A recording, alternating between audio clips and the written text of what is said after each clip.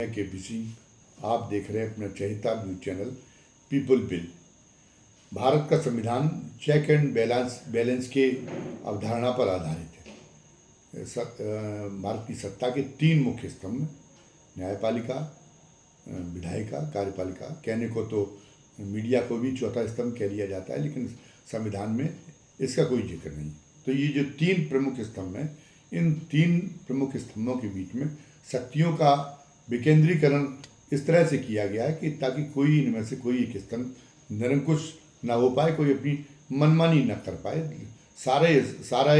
सभी स्तंभ एक दूसरे को चेक करने का काम करें, संतुलन बनाए रखते हुए काम करें, ताकि जनहित के मुताबिक सत्ता का संचालन हो सके।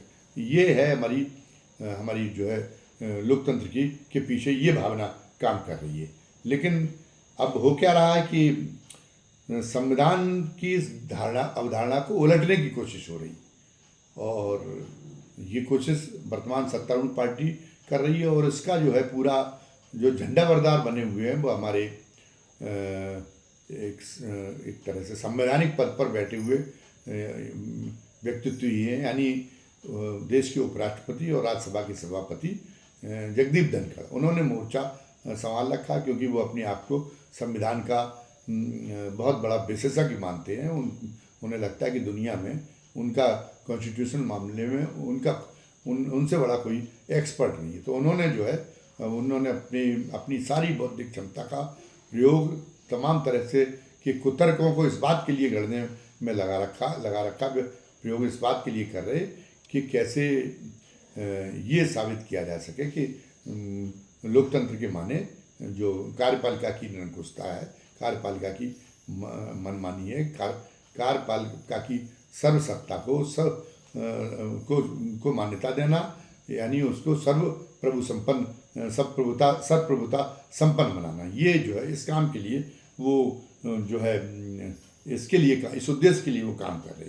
तो उन्होंने जो है इसी के तहत जो हमारी न्यायपालिका है, उस न्यायपालिका की स्वायत्तता को समाप्त करके और इस बात की मुहिम छेड़ रखी कि इसको एक अधीनस्थ संस्था बना के छोड़ दें।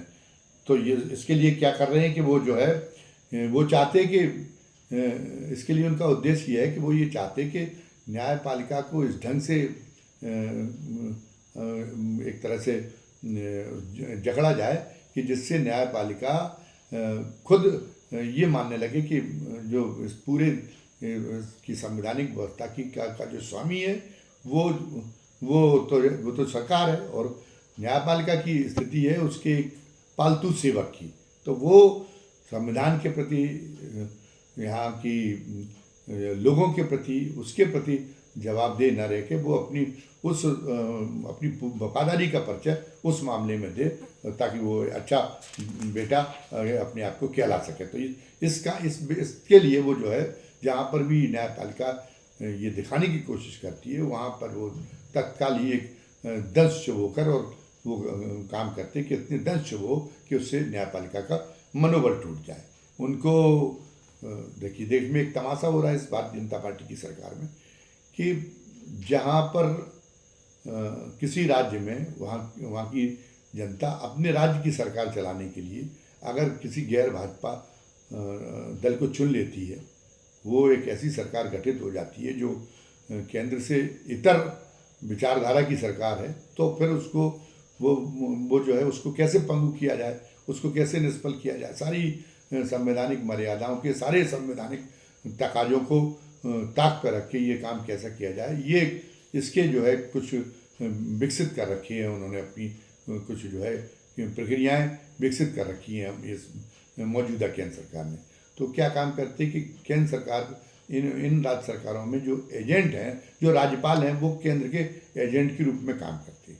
अब सरकार वहाँ पे सरकार जन आकांक्षाओं के अनुरूप जिन मुद्दों पर वो जो है चुनकर लोगों ने उसको चुना है, वो जब उन मुद्दों के लिए काम कर पाएगी तब तो जन आकांक्षाओं की पूर्ति होगी, और तब तो वो जो है तब तो ये कहा जाएगा कि वो उसने ईमानदारी से काम किया। लेकिन वो इसके लिए वो अपने राज्य में नई व्यवस्था को गढ़ने के लिए वो जो विधेयक पारित कराती है तो उनको केंद्र सरकार राज्यपालों के माध्यम से उन विधेयकों को ठंडे बस्ते में, कोल्ड स्टोरेज में उसको फेंकवा देती है। तो ये काम चल रहा था। पूरा पता चला कि पूरे किसी राज्य सरकार की पूरी विधानसभा का, उसकी जो विधानसभा है उसका कार्यकाल पूरा समाप्त होने पर आ जाए, और तब भी वो जो विधेयक जो राज्यपाल के यहाँ विचाराधीन थे वो जो है उन पर तब भी न तो उनको नकारा गया और न ही उनको मंजूर किया गया। और इसके बाद में ये और यदि कहीं पर बहुत दबाव भी पड़ा, दोबारा भी अगर उसको पारित अगर कर दिया उन्होंने, उस देखा कि ये नहीं कर रहे हैं और या नामंजूर होके आ गया, अगर उन्होंने दोबारा उसको पारित कर दिया तो फिर दोबारा उन्होंने राज्यपाल ने फिर उसको राष्ट्रपति के पाले में डाल दिया, राष्ट्रपति के यहाँ भेज दिया, राष्ट्रपति को संदर्भित कर दिया, और राष्ट्रपति में के यहाँ पे भी वो जो है वो पता चला कि उसमें चले गए, लंबित सूची में वो चले गए, वो फिर वहाँ पे भी कोई फैसला नहीं हुआ। तो ये तो पूरा ये काम तो एक तरह से व्यवस्था को पूरी अराजकता में धकेलने जैसा। ये तो ऐसे कैसे देश का कैसे सत्ता संचालन हो सकता है। उस राज्य के मतदाताओं को जिन्होंने दूसरी पार्टी की सरकार चुन रखी, ये तो आप जो है उसका अपनी शक्ति का दुरुपयोग करके और उसको दंडित करने का, उसको प्रताड़ना देने का काम कर रहे। ये इसको तो संवैधानिक भावना के तहत तो इसको जो है मान्य किया नहीं जा सकता। तो इसीलिए जब इस मामले में उच्चतम न्यायालय में याचिकाएं पहुंची तो उच्चतम न्यायालय ने कहा कि नहीं, आप इस मामले में एक समयावधि भले ही घोषित न की गई हो, लेकिन एक अब जब ये व्यवस्था में एक बड़ी रुकावट इसकी वजह से देखी जा रही, तो फिर एक समयावधि का हमारा मशवरा है कि वो राज्यपाल और राष्ट्रपति एक समयावधि के तहत इसका फैसला लेने का एक व्यवस्था तय करें कि नहीं, 3 महीने में वो उनको जो हाँ करना है, ना करना है, जो भी करना है, राज्यपाल को राष्ट्रपति को संदर्भित करना है, तो वो 3 महीने के अंदर निपटारा कर दें। और उसके बाद में राष्ट्रपति भवन में यदि वो पहुंचता है ऐसा कोई विधेयक, तो फिर राष्ट्रपति 3 महीने के अंदर जैसा भी जो उसको फैसला लेना वो 3 महीने के अंदर फैसला कर दें, ताकि सुचारू रूप से कार्य संचालन होता रहे उस राज्य का, उसमें कोई रुकावट ना आए। अब ये कर दिया तो ये तो पूरी न्याय भावना के अनुरूप है। जो हमारी जो संवैधानिक व्यवस्था है, उस संवैधानिक व्यवस्था की सुचारुता बनी रहे, इसके लिए भी एक आवश्यक है। तो इसमें कोई इसमें जो है नैतिकता तो ये थी कि इसको सरकार को आसानी से इसको न्यायपालिका के आदेश को और जो है मानते हुए और कोई विवाद की स्थिति नहीं पैदा करनी चाहिए थी केंद्र सरकार को। लेकिन उपराष्ट्रपति जगदीप धनखड़ इस मामले में भी जो है तत्काल आ गए मंच पे, और उन्होंने ये कह दिया कि जो अनुच्छेद 143 के तहत जो उच्चतम न्यायालय को जो शक्तियाँ मिली हुई हैं, वो तो एक तरह से जो लोकतंत्र पे एटम बम गिराने के रूप में उन शक्तियों का इस्तेमाल न्यायपालिका कर रही है। वही हमने शुरुआत में की कि न्यायपालिका को आपको मातहत घोषित करना है, उसको जो है स्वायत्त नहीं रहने देना है। तो ये उन्होंने एक सवाल उठा दिया, और इसी तरह की वातावरण में राष्ट्रपति भवन से उच्चतम न्यायालय के लिए जो है एक प्रश्न तालिका भी जारी हो गई कि इस बारे में आप जो है अपनी राय दें। उन्होंने 10 प्रश्न को एक सूची भी भेज दी, एक खामखा का एक संवैधानिक विवाद और केवल एक हठधर्मी और मनमानी को केंद्र सरकार की मान्यता देने के लिए जो आम लोग जो समझ रहे हैं, वो इसके लिए उसका सूत्रपात करने के लिए ये सारी जो है नौटंकी पूरी की पूरी हुई। और एक उससे निश्चित रूप से न्यायपालिका के मनोबल पर इसका प्रभाव पड़ा होगा, और हो सकता है कि भविष्य में जब कोई ऐसे न्यायपालिका के लिए ऐसे साहस दिखाने का अवसर आ जाए, तो न्यायपालिका को हो सकता है कि वो वैसा साहस भविष्य में न दिखा सके, और तो फिर केंद्र सरकार की मनमानी के लिए और ज़्यादा खुला मैदान छोड़ दे। इसकी परिणति तो यही समझ में आती है। तो राष्ट्रपति को ये मंजूर नहीं है कि 143 की अनुच्छेद 143 के तहत जो शक्तियाँ मिली हैं वो न्यायपालिका को क्यों मिली हुई हैं, इस पर उनको ऐतराज़ है। उनको इस पर ऐतराज़ है कि चुनाव आयोग क्यों स्वतंत्र होना चाहिए? और चुनाव आयोग का बगैर न्यायपालिका जैसे चुनाव आयुक्तों की चयन में पहले ये था कि मतलब ये एक तरह से स्वाभाविक रूप से ये है कि वो चयन एक निष्पक्ष रूप से हो सके, एक हमारे एक लोकतंत्र की जो लोकतांत्रिक भावना है उसकी साख का निर्वाह हो सके, इसलिए आवश्यक था कि उसमें जो चयन समिति है उसमें उच्चतम न्यायालय को के प्रधान न्यायाधीश को रखा जाए। उसमें क्या दिक्कत होने वाली थी? उसमें कौन सी जो है जनादेश के विपरीत काम होने वाला था? कौन सी जो कार्यपालिका को दी गई शक्तियाँ उसमें कौन सी रुकावट होने वाली थी? तो ये लेकिन उनको ये भी इस पर ऐतराज़ है, क्योंकि वो उपराष्ट्रपति महोदय तो ये चाहते कि नहीं, जो सरकार है, सरकार का सारी संस्थाएं सरकार के अधीनस्थ के रूप में काम करें, अनुचर के रूप में काम करें। तो उन्हें चुनाव आयोग जो है वो उनको एक अनुचर के रूप में चाहिए।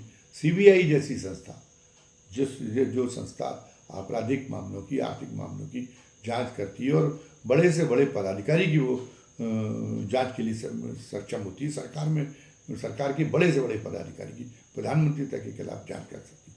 तो उस सीबीआई को की स्वायत्तता का भी जो है प्रावधान उसमें रखा गया है संविधान में।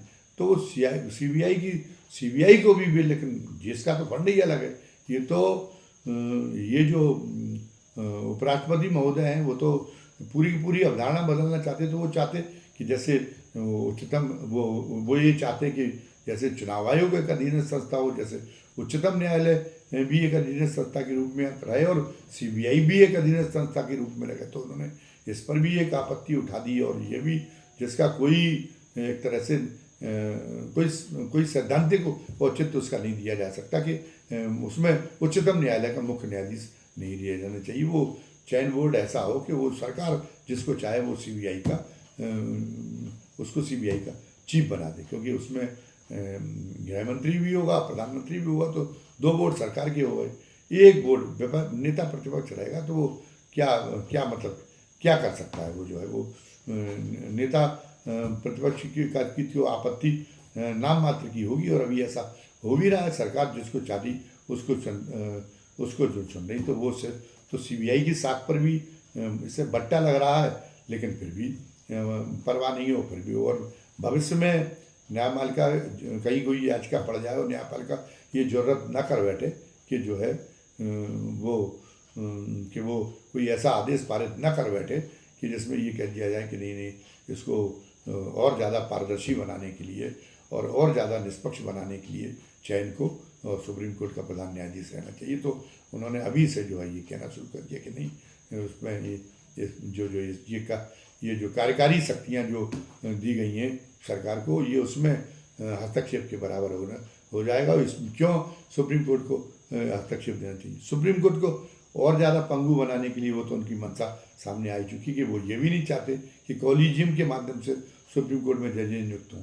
वो उनकी नियुक्ति भी के सूत्र भी सरकार के हाथ में रहे, इसके लिए मांग उठा रही है। हालांकि अभी इस मामले में तो सुप्रीम कोर्ट डटी हुई है, वर्तमान जो प्रधान न्यायाधीश है वो भी डटे हुए हैं कि नहीं कॉलेजियम की व्यवस्था तो बरकरार रखी जाएगी, वरना न्यायपालिका की स्वतंत्रता सुरक्षित नहीं रह पाएगी। जो सरकार जो तरीका बता रही है जजेज के बारे में, बस ये हो सकता है कि कॉलेजियम को और ज़्यादा पारदर्शी कॉलेजियम की व्यवस्था को बनाया जाए। इस बात को हम मान लेंगे, लेकिन सुप्रीम कोर्ट का कॉलेजियम ही तो जजेज का जो कॉलेजियम है वही नए जजों का चुनाव करेगा। इस मामले में फिलहाल तो सुप्रीम कोर्ट कोई समझौता करने के लिए तैयार नहीं है, लेकिन ये चर्चा ये है कि भविष्य में गवई साहब का तो कार्यकाल बहुत सीमित है और भविष्य में जो आएंगे प्रधान न्यायाधीश बन के उनके उत्तराधिकारी के रूप में भविष्य में आगे चल के जो बनेंगे, तो वो जो है उनमें से कई लोगों की फितरत, जैसे बेला त्रिवेदी के मामले में ये हो गया था, उनके बारे में एक पूर्वाग्रह बन गया था कि नहीं वो तो जो है एक तरह से भारतीय जनता पार्टी की विचारधारा से प्रेरित होकर फैसले करती हैं, वो न्यायिक सिद्धांतों पे नहीं करती। तो कई और जजेज हैं जो पूत के पाँव पलने में दिखाई दे जाते हैं कि जिनके प्रधान न्यायाधीश बनने के पहले ही जिनका रुख जाहिर होने लगा कि वो भारतीय जनता पार्टी की विचारधारा के प्रति उनकी बड़ी आसक्ति है, बड़ा अनुराग है। तो वो न्यायिक सिद्धांतों को उस विचारधारा के लिए परे रखकर वो काम करने की अपनी फितरत जता चुके हैं। तो अब तो जोखिम है कि जब ये इनकी जो रट जारी रहेगी तो कल को हो सकता है कि कोई न्यायपालिका के माध्यम से ही कॉलेजियम का अंत हो जाए। न्यायपालिका खुद ही अपने लिए ये आत्मघाती कदम अगर उठा ले तो ये बड़ी बात नहीं होगी। ये हो सकता है कि वो जो है खुद न्यायपालिका के माध्यम से ही ऐसा हो जाए। अब और क्या है, और जो अब एक ये भी हो गया है, उसमें तो एक पूरा की पूरी एक अच्छी खासी एक टोली है, हर स्तर पे एक बड़ी टोली है जो इस बात के लिए काम कर रही कि वो जो अगर विपक्ष अगर सालों सरकार की आलोचना करे तो उसको देशद्रोही घोषित कर दिया। विपक्ष को देशद्रोही घोषित करने का उसने अभियान चला रखा क्योंकि वो सरकार की आलोचना करती। अब समझ में नहीं आता कि लोकतंत्र में विपक्ष सरकार की आलोचना नहीं करेगी तो क्या सरकार की हामी मिलाएगी। लेकिन उपराष्ट्रपति जगदीप धनखड़ और पूरी भारतीय जनता पार्टी की ऊपर से लगा के नीचे तक की जो कतारें हैं, जो उनका जो IT सेल की जो उनकी ब्रिगेड है, वो पूरी तरह से इस बात पर आमादा है कि हम ये लोगों के मन में बिठा दें कि जो अगर कि सरकार की आलोचना करने की वजह से वो मान ले कि विपक्ष देशद्रोही है और विपक्ष को वो प्रथम दृष्टा ही खारिज करने की मानसिकता बना ले। ये एक काम चल रहा है। मीडिया में अगर किसी ने लिख दिया तो मीडिया जो है मीडिया के लोग भी भारत के को अस्थिर करने की वाली जो भारत के प्रति सत्ता रखने वाली जो विदेशी ताकतें हैं, मैं उसको मीडिया को भी ये घोषित करा दिया जाए कि वो जो है उसको उसका उन ताकतों का एजेंट बता दें। न्यायपालिका को अब तो जजेज के बारे में भी जब जहाँ किसी जज ने कोई ऐसा फैसला अगर हो गया जो सरकार के कदम के विरुद्ध हो, जो सरकार न्यायिक क्या होता है जब कोई याचिका पड़ती है तो वो एक न्यायिक सिद्धांतों की कसौटी पर जो सरकार ने जो कदम उठाया जाता है उसका परीक्षण किया जाता है और उस परीक्षण में यदि सरकार का कदम खरा साबित नहीं होता तो वो न्यायपालिका जो है उस कदम को पलटने का काम करती है। ये न्यायपालिका की ये भूमिका कोई आज की तो है नहीं, ये तो न्यायपालिका हमेशा सरकार के कदमों की समीक्षा करती रही जो और इसका प्रभाव जो विगत सरकारें हैं उन पर भी पड़ा। जब मोदी की सरकार नहीं थी तब भी उनके कई कामों को रोका जो संवैधानिक कसौटी पर जो डिफेक्टेड प्रतीत हुए जो काम, चाहे वो मनमोहन सिंह की सरकार रहा हो, चाहे उसकी सरकारें नहीं हो, चाहे वो राज्यों में विपक्ष की सरकारें नहीं हो, तो वो जहाँ उनको लगा कि संवैधानिक रूप से ये सरकार का कदम डिफेक्टेड है तो रोका। तो कोई नई बात तो हो नहीं रही मोदी की। लेकिन नहीं, अगर कहीं अगर ये अगर सरकार मंशा दिखाया तो एक ट्रेंड देखा गया कि तत्काल ही पता चला कि एक मुहिम चल जाती है सोशल मीडिया पर, जजों को भी देशद्रोही साबित करने की, जज भी साबित किए जाने लगे। हद तो ये हो गई कि अभी हाल में ऑपरेशन सिंदूर को लेके सरकार कुछ चीज़ें छपाना चाहती थी और हमारे जो सेना के अधिकारी हैं वो कुछ अंतर्राष्ट्रीय फोरम पे पहुंचे तो वहाँ पे उनके लिए वो संभव नहीं था कि वो चीज़ों को छुपा के रखें। उनका कोई सरकार के ऐसा नहीं कि उनकी कोई सरकार की अवज्ञा या सरकार को नीचा दिखाने के लिए वो काम कर रहे हैं। वो उनको उस समय उसकी जैसी बाध्यताएं उपस्थित हो गई थी तो उन्होंने कुछ मामलों को लेके स्पष्टीकरण दिया। वो स्पष्टीकरण को लेकर सरकार से यहाँ देश में सवाल होने लगे। तो फिर हमारे भाई लोग ये कि उन्होंने उन सेना को भी दोषी साबित करने में अपनी ऊर्जा लगानी शुरू कर दी। तो ये तो पराकाष्ठा हो गई। तो फिर जब ऐसी स्थिति बन चुकी है कि सरकार से सवाल पूछना माने राष्ट्रद्रोह का गुनाह समझा जाने लगा है, तो फिर हमारी समझ में नहीं आ रहा कि फिर इस लोकतंत्र को ढोने की ज़रूरत क्या है। जब सरकार सारे दोषों से परे है, सारे गुनाहों से परे है, बिल्कुल एकदम 100% निर्मल, निष्पाप, निर्दोष और शुद्ध सरकार है, तो फिर हम दूसरी पार्टी को क्यों चुनने के जाएं? हम जो पूरा परफेक्शन है इस सरकार में, तो हम जब पूर्णता इस सत्तारूढ़ दल में ही मतदाताओं को, लोगों को दिखाई देने लगी, तो इस लोकतंत्र को ढोने की ज़रूरत क्या है? इस लोकतंत्र का जुआ उतार कर फेंक देना चाहिए। और जिस ढंग से सत्ता पक्ष जो है ये लोगों का इस मामले में जो उदाहरण अभी हमने गिनाए वो ब्रेन वॉश करने में सफल हो रहा है, तो उससे लगता है कि ऐसी स्थितियाँ बनती जा रही हैं। मतलब ये जो है, लोग ही अपने पैरों पे कुल्हाड़ी मार लेंगे, लोग ही लोकतंत्र को नकार देंगे कि ऐसी सरकार को बार बार चुनाव का सामना करना पड़ता, बार बार कटघरे में खड़ा होना पड़ता। जब एक तरह ईश्वरी अवतार वाले लोग इस सरकार की कमान संभाले हुए हैं, तो हम दूसरी तरफ मुंह क्यों करें? दूसरी ज़रूरत क्या? क्यों ऐसे लोग क्यों सरकार को परेशान करने के लिए हम ऐसे लोगों का अस्तित्व स्वीकार करें?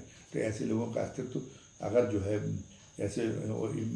अगर ऐसे लोगों का अस्तित्व ही नकार दिया जाए तो न रहेगा बाँस, न बहेगी, न बसेगी बाँसुरी। यानी ये संविधान और ये लोकतंत्र, ये जो बेकार की चीज़ें हैं, और हमारे भले के सोचने का सारा ठेका सरकार में बैठे हुए लोगों ने ले रखा। तो इसलिए किसी को ज़रूरत नहीं न तो कि सरकार से सवाल करे, और सरकार से सवाल करने वाली किसी संस्था के भी अस्तित्व की हमें कोई ज़रूरत नहीं है। तो ये जो है, ये एक भूमिका तैयार हो रही है जो लोकतंत्र और संविधान, जिससे लोकतंत्र और संविधान के गला घोंटने के लिए लोग खुद ही तैयार हो जाएंगे, और जो लोग संविधान को बचाने की मुहिम